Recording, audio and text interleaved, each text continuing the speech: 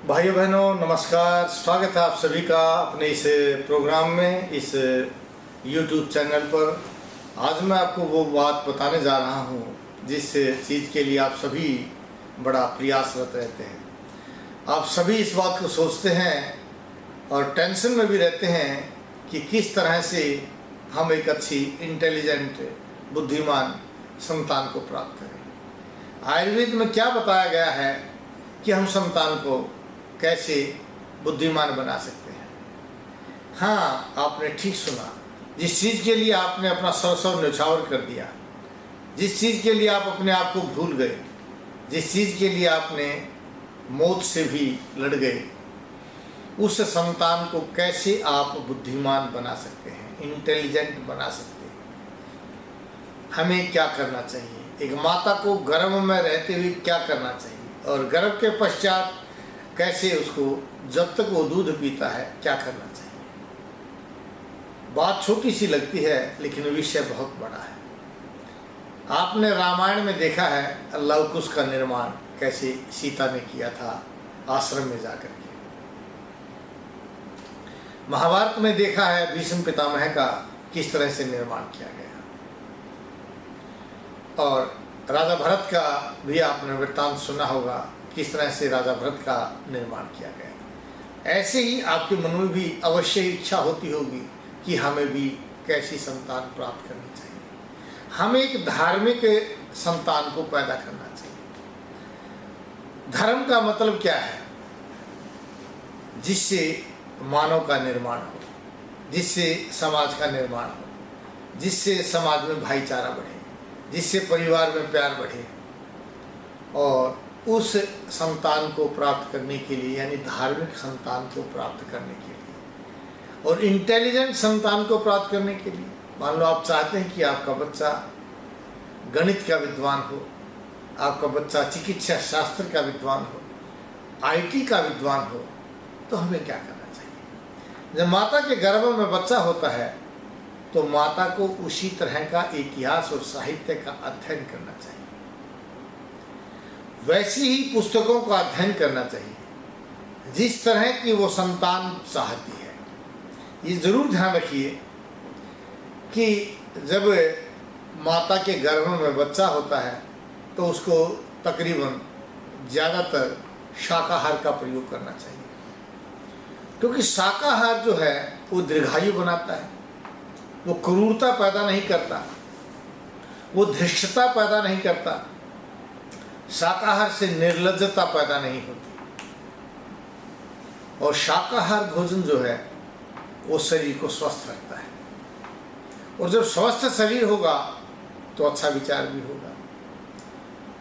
जब गर्भ में बच्चा होता है तो माता को ज़्यादा गुस्सा नहीं करना चाहिए, उसको खूब कार्य करना चाहिए, मेहनत करनी चाहिए, जिससे उसका बच्चा भी मेहनतकश बने। खूब मेहनत करने से बच्चा हमेशा निरोगा रहेगा। कम मेहनत करने से, आराम करने से, लेटे रहने से आपका बच्चा सुस्त हो जाएगा, उसमें बीमारियां बढ़ जाएंगी, और बीमार शरीर आपको भी परेशान करेगा और बच्चे के भी दिमाग को कमज़ोर करता है। और भोजन के साथ हमेशा हल्का भोजन करना चाहिए, अच्छे घी का प्रयोग करना चाहिए, आपको हरी सब्जियों का प्रयोग करना चाहिए, दालों का प्रयोग करना चाहिए। खूब पानी वाली दालें लीजिए, कोशिश कीजिए कि लोहे की कढ़ाई के अंदर सब्जी दाल बना करके पानी वाली तरीदार जिसको सब्जी बोलते हैं वो सब्जी या दाल का प्रयोग कीजिए, क्योंकि आपको बाजार से बने हुए आयरन की चीज़ों का प्रयोग नहीं करना पड़ेगा। जिन दवाओं का प्रयोग करके आप स्वस्थ रहना चाहते हैं, अगर इस तरह से आप भोजन करेंगे, माता भोजन करेगी, तो बच्चे में बीमारी ही पैदा नहीं होगी और बच्चा वैसा ही बनेगा। रोज़ाना आपको यज्ञ करना चाहिए, क्योंकि हवन करने से जो आपके चारों तरफ का वातावरण है वो वायरस रहित हो जाता है, प्रदूषण रहित हो जाता है, और प्रदूषण रहित जो आहार है, वातावरण है, वह आपके बच्चे को स्वस्थ रखेगा। और जिससे मैं अच्छी मेहनत करके आप जो कार्य करेंगे उसमें सूर्य का गुण बढ़ता है, और सूर्य का अंश समझते हैं किसी भी प्रकार की बुराई को जैसे नष्ट करता है, उसी तरह से सूर्य का अंश जब बच्चे में आता है तो बुद्धिमान बनता है। इसलिए पूर्व काल में हमारे ऋषि मुनि और वेदों में कहा गया है कि माता को गाय के दूध का प्रयोग करना चाहिए। गाय का दूध नहीं मिलता क्योंकि सर्वोत्तम है गाय का दूध, अगर वो नहीं मिलता तो आप भैंस का भी दूध ले सकते हैं।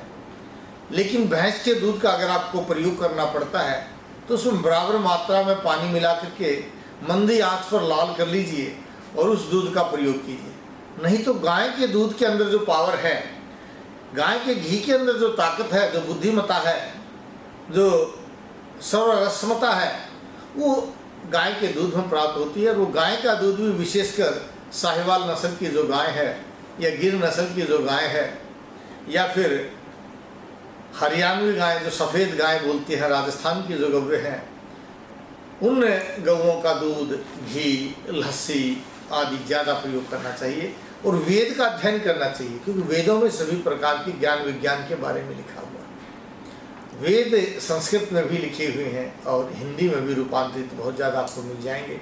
घबराने की आवश्यकता नहीं, उसका अध्ययन कीजिए।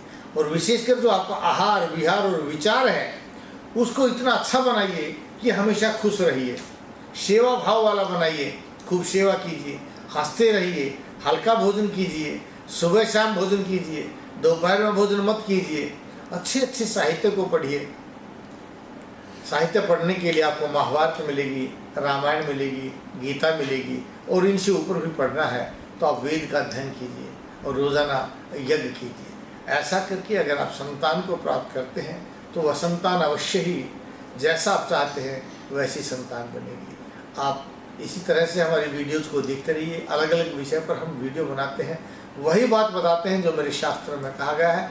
किसी भी बीमारी के बारे में अगर आप जानना चाहते हैं तो टीवी स्क्रीन के नीचे आप नंबर जो देख रहे हैं, किसी भी नंबर पर फ़ोन कीजिए, अपॉइंटमेंट लीजिए और मैं आपसे पूरी बात जान करके आपके रोग और आपकी प्रकृति को जानकर सही इलाज होगा और आपके घर बैठे भी दवाई आ सकती है या मेरे औषधालय में नाड़ी दिखा करके भी आप स्वास्थ्य लाभ प्राप्त कर सकते हैं।